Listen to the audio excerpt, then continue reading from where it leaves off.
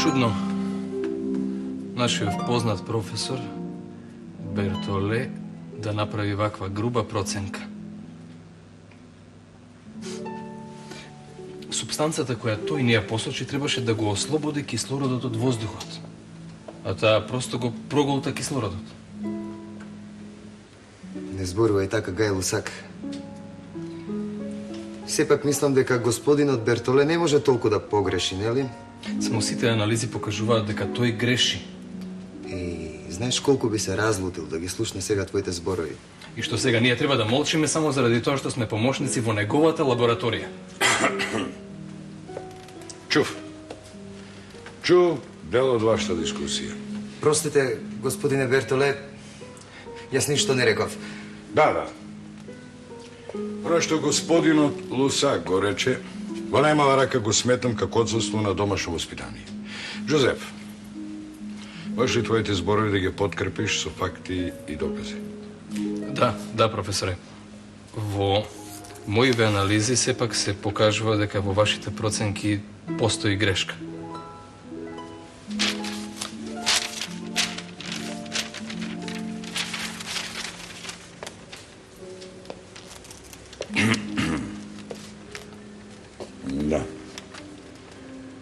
Да, жал, ти си прав. Што реков жалам? Не жалам. За секој научник, вистината е најважна и најсвета работа. Овој пат, вистината е на твоја страна без сомнение. Ти честитам, Жозеф, и се гордам со тебе. Зашто човек како тебе со таков талент, сметам дека не треба да работи како лаборант, па макар да биде и кај најгениалниот научник. Зашто твоите очи и умот што ги имаш може да ја видат и забележат вистината, онака како што не може со години да ја забележат полно научници. Јас сметам дека ти веќе одамна требаше да работиш самостојно. И затоа, од денес ќе работиш на кој сакаш експеримент ако сметаш дека тоа е полезна работа.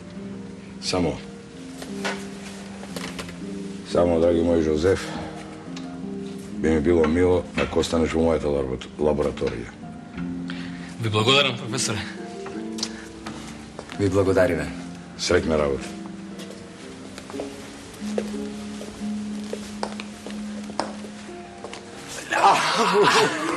Не можам да верувам. Бертоле? Замисли, познатиот научник и професор Бертоле со својата строгост вака да одреагира. Вака. Какви се твоите планови за воиднина? Слушаме сега. Ќе искористиме оваа лабораторија за натамошните опити.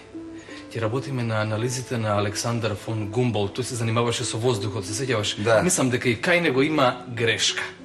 Жозеф, не претерувајте, молам. Да, само ми треба време и опити за да го докажем тоа. Да почнеме со работа.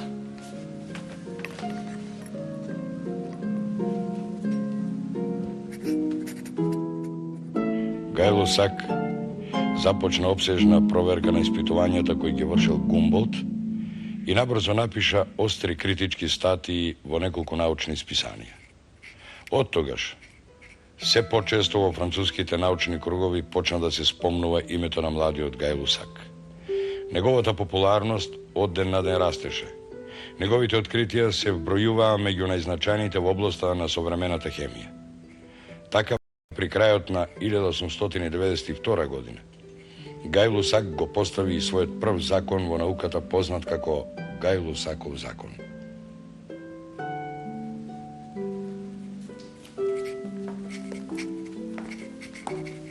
Добар ден, Жозеф. Добар ден, Жозеф. Добар ден. Кажи ни што се случило. Повелете, седнете. Повелете. Да чуеме, Жозеф. Сакам да ви прочитам дел од моево писмо. Врз основа на моите испитувања на гасовите, што ги вршев последниве месеци, извлеков, според мое мислење, многу важен заклучок. Да. Сите гасови при загревањето се шират по определен закон. При зголемувањето на температурата за 1 степен, гасот се зголемува на 0,00375 од првобитниот. Оваа величина може да се користи како константа, па затоа сметам дека ова мое откритие може да се смета како новооткриен закон за поведение на гасовите.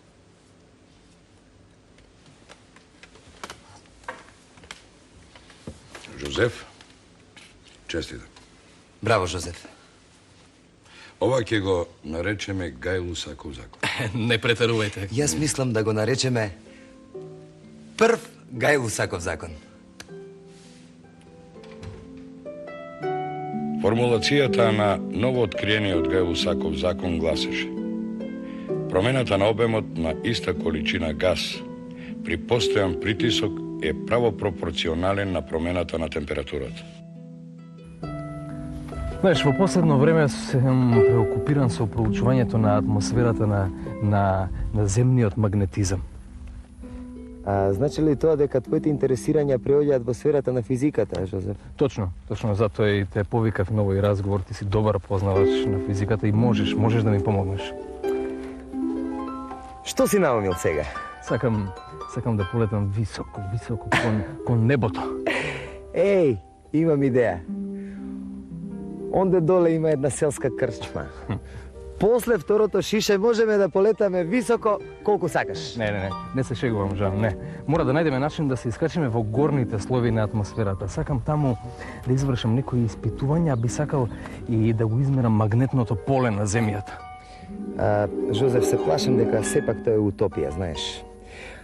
Не. Полетал само Икарус. Не е утопија, веќе имам идеја и ти треба да ми помогнеш. Разбираш? Само мислам дека ќе успееме. Ние ќе бидеме први што успеале.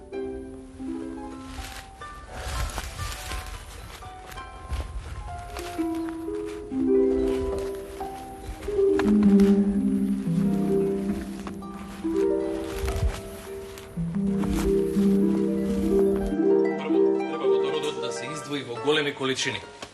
Знаеш, се работи за еден апарат кој самиот го конструирав минатата недела. Добро, не можам да разберам каква врска има водородот со летањето. Па види, водородот е лесен газ. И тој лесен газ треба да влезе во еден апарат налик на балон.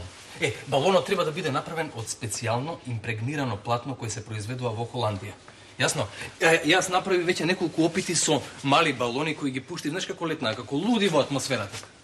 Чекај малку. Ти мислиш дека ние ќе бидеме внатре во балонот? Не внатре, види. Ова е балонот. Така? Добро. И под него има една корпа. Твоја задача е да најдеш материјал за оваа корпа кој ќе биде најлесен, а сепак многу цврст. Ете, тоа е тоа. А кога мислиш да полетаме? За 2 месеци ќе бидеме први луѓе кои полетале кон небото. За 2 месеци? Да. Жозеф, ќе полетаме. Да. А како мислиш да се спуштиме? Добро прашање.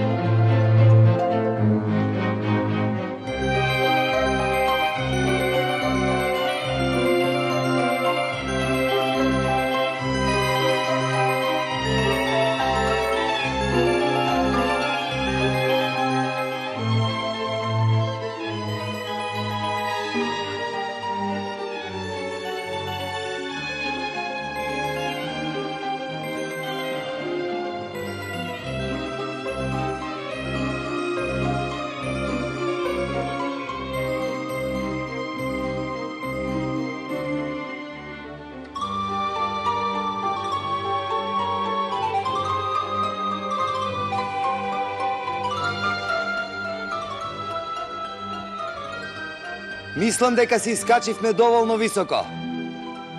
Да почнеме. Јас веќе гледам во инструментов. Магнетнава стрелка не се отклонува.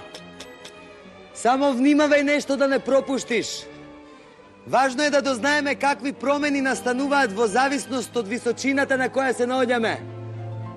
Сега се наоѓаме на 5800 метри над морето. Жозеф! Чувствувам ужасен бол во ушите, Жозеф. Седни, Ми се лоши. седни. Јас се чувствувам добро сам. Сам ќе ги направам опитите. Веста за воздушниот балон на Гај Лусак во јавноста се прими како сензација. Уште не беа стивнати разговорите околу првото полетување, а Гај Лусак најави ново. На 16. септември 1804 година со голем публицитет Гај Лусак полета по втор пат. Тој со својот воздушен балон достигна височина од 7016 метри. Мерењата покажаа дека дури и на таа височина магнетното поле не покажуваше ни најмалку промени, но сепак тој успеа да земе примерок воздух на висина од 6636 метри и подоцна ги проанализира во лабораторијата. Резултатите покажаа дека воздухот го поседува истиот состав како и на површината на земјата.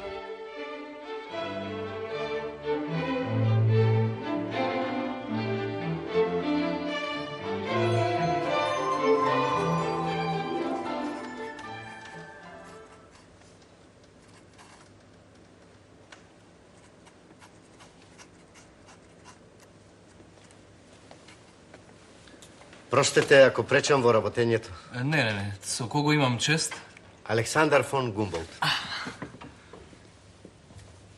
Да седнеме? Да, повелете, седнете. Сакам да поразговараме малку.